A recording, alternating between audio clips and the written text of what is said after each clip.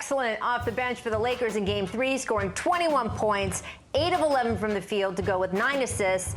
For his career, guys, Rondo, I don't know how many times I can say it on this show, consistently improved his numbers across the board in the playoffs. Playoff Rondo is a thing. You guys can look at the numbers.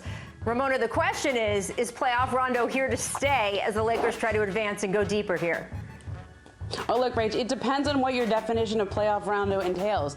Do they need him to score 21 points a game? I don't think he can keep that up. I don't think he needs to keep that up, though.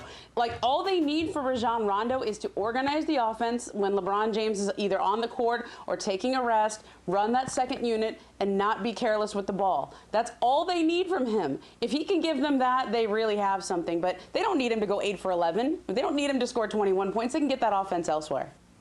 You know, Rachel, whenever these teams acquire an old, wily veteran, think of Rondo, obviously, in L.A., think of Iguodala out in Miami. The goal isn't for them to play like they played in their prime.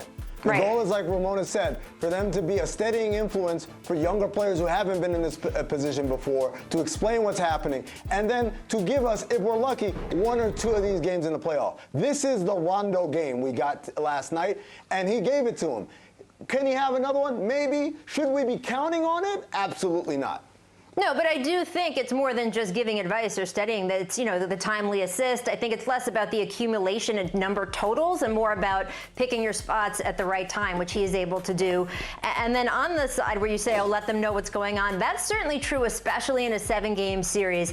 I got to tell you, especially having worked as a sideline reporter for a lot of these games, I have never seen anyone at court level who can tell what the opposing team is doing sometimes before they even do it, the way Rondo does, and informs all his teammates of it. It's like having the answers to the test in advance. I have seen him tell opposing players, no, you're supposed to be over there, and he's always right. So that kind of thing can help a lot. Rachel, I've seen coaches for fun call out a fake play, and Rondo stops it. That ain't a real play.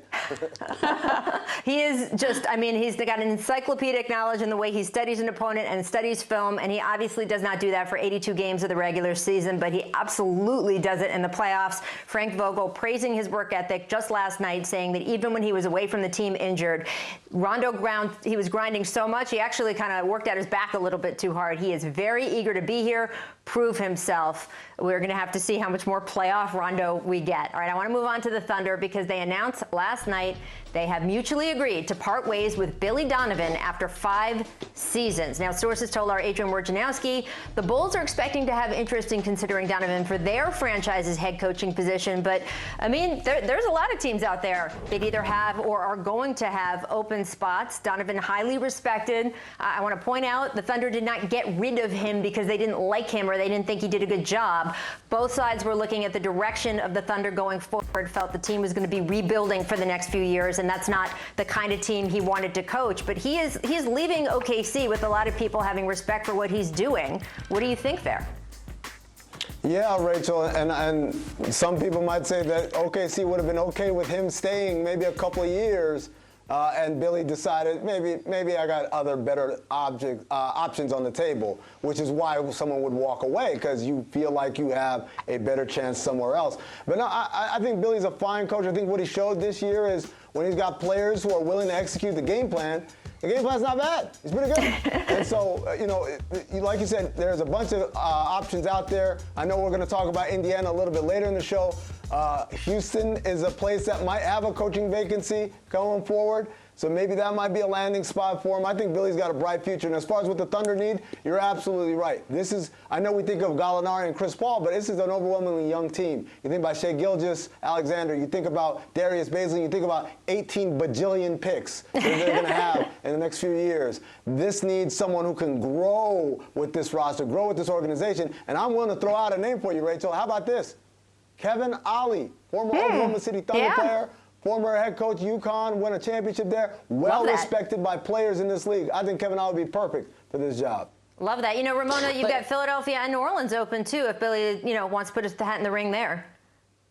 Look, I think this says more about what Oklahoma City's doing rather than what Billy Donovan did or didn't do in his time there. He was on my Coach of the Year ballot. I mean, I went Nick Nurse 1, Taylor Jenkins 2, Billy Donovan 3. He had a great year coaching, and I think it said everything that, Sam Presti talked to reporters last night, and he said, I brought a couple of beers into the office when we when we had our last meeting, him and Billy, and they just shared stories. I think the idea is, they don't know where they're going to go in the next couple of years, but it signals that they are not going to carry the kind of veteran players like Chris Paul and maybe Steven Adams, some of the high-priced players that they've been carrying the last few years. They couldn't tell him, yeah, we're going to keep him. Yeah, we're going to keep trying to contend for the playoffs. They couldn't give him that answer. It doesn't mean that they're not. It's just right now, while everything is still undecided about next season, where we don't know if we're going to have fans next year. We don't know what day we're going to start. We don't know if we're going to be able to play in home sites or we have to do a bubble again. There's so much uncertainty over the revenues for next season. Oklahoma City, as a small market franchise, just couldn't tell Billy Donovan what it was going to do. And he decided, and they decided it was best to part ways and go their separate ways. But this is an amicable parting as you're going to see in the NBA with a franchise and a coach. And along those lines, it seems like a signal, too, that they're going to get aggressive about trying to get rid of that Chris Paul contract. And boy, did Chris put up sort of the best possible advertisement for himself this season. Remember last year when they acquired him over the summer, there was a feeling of, man, they're going to be stuck with that salary forever. We just talked in the first block of the show about the persistent rumors about the Bucks wanting him. We'll have to see if Chris Paul goes somewhere, but I would expect that this move with Billy Donovan to domino, you might see contracts like Chris Paul, Steven Adams, some of the bigger veteran contracts go over the next few months as well. We'll just have to see. Thanks for watching ESPN on YouTube. For live streaming sports and premium content, subscribe to ESPN+.